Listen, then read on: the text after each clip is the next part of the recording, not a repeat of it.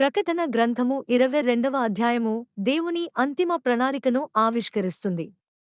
నూతన యెరూషలేములో దేవుని సింహాసనము నుండి ప్రవహించే స్వచ్ఛమైన జీవజల నదిని, దాని ఇరువైపులా నెలనెలా ఫలించే జీవవృక్షాన్ని మనం చూస్తాం. అక్కడ ఇక శాపముండదు.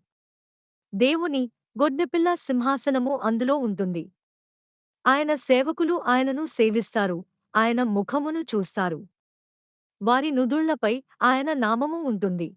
రాత్రి ఉండదు, దీపపు వెలుగుగాని సూర్యరశ్మిగాని అక్కర్లేదు. దేవుడైన ప్రభువే వారికి వెలుగు.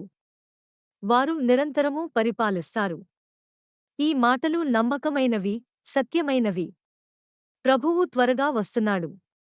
ఆత్మయు పెండ్లికుమార్తెయు రమ్ము అని పిలుస్తున్నారు.